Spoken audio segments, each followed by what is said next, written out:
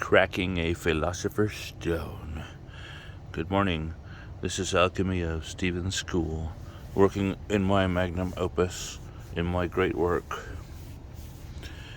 working on my philosopher's stone. Remember, this is Alchemy of Stephen's School. Do not try this at home. So this is my microcosm, and this is part of it. It's just a separate glass. I remember reading in old alchemy manuscripts years ago that one vessel was needed, but that the work was easier if there were two. And this is what I have developed over the years as my understanding of it.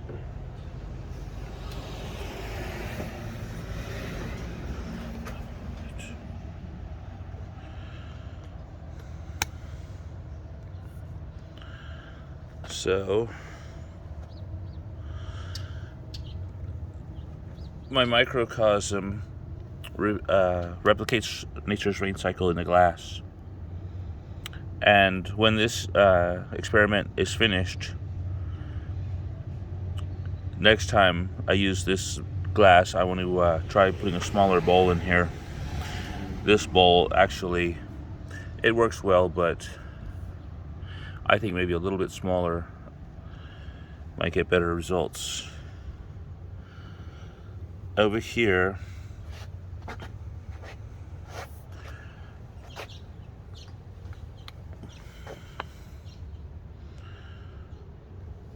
is my dissolution.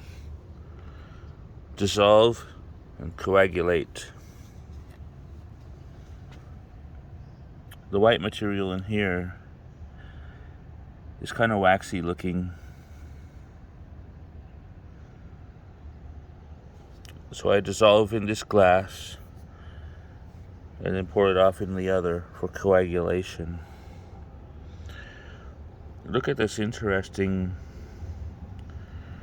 material floating on the surface. Oh, sorry about that.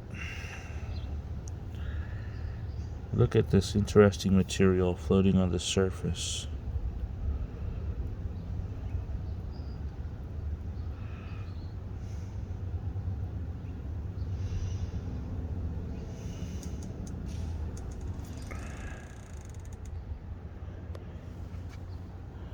Now, since I have two glasses, I actually have two forms of imbibition. One is when I pour this material, or this liquid, into the other glass.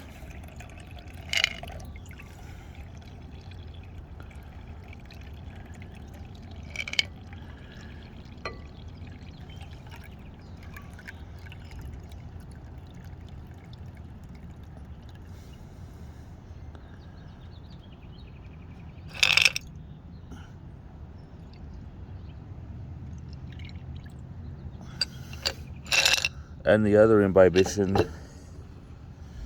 is when I add new menstruum into this glass.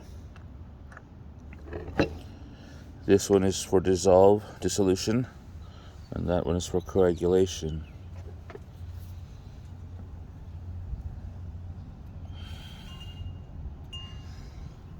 Summertime is here. Summertime is perfect for work with my microcosm here. This thing is efficient. It doesn't actually need a lot of heat.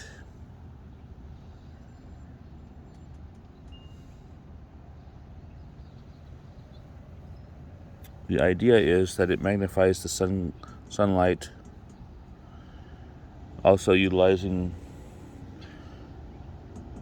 the ambient temperature to evaporate the liquid in the bowl inside, which rises up and gathers here under the lid and then rolls down the sides to this glass plate underneath, and it actually can find vent somewhat. But this seal is good enough to keep out dirt and insects. And the idea is that it dries and coagulates the matter in the bowl.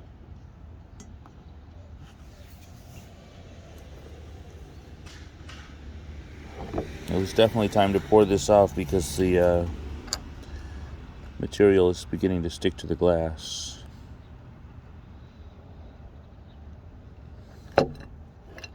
Which in my opinion is not desirable.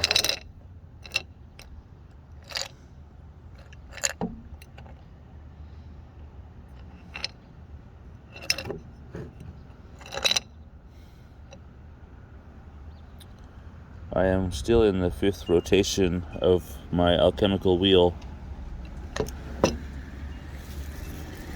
The 5th rotation will be complete when that matter reaches dryness.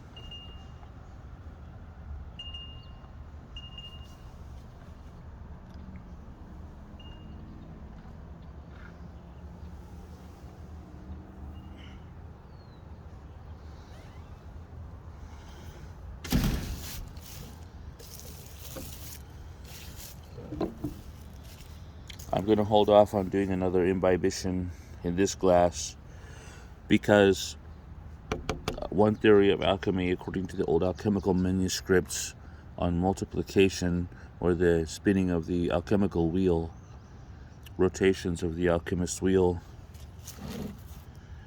they indicate that each rotation of the alchemical wheel goes faster and faster than the one before. Each multiplication, each turn of the wheel, it spins faster each time.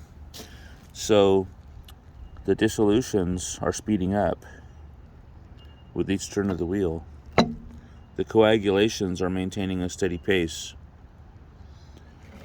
which is why this material over here is beginning to attack the glass, which is undesirable, in my opinion, in my understanding of the great work, according to my research. So I'm going to hold off on the next imbibition in this glass.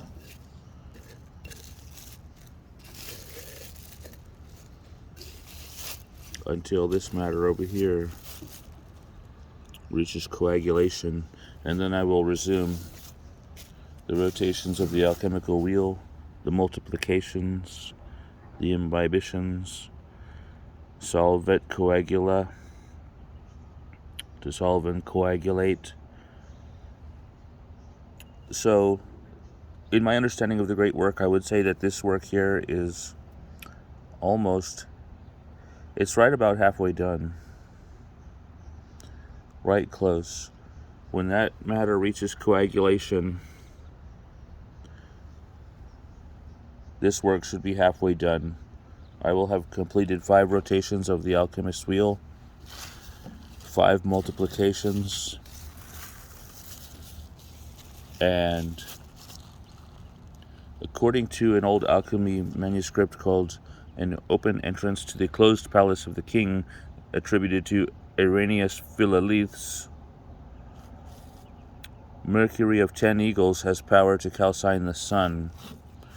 I understand that as 10 rotations of the alchemical wheel has power to dissolve this material in this glass.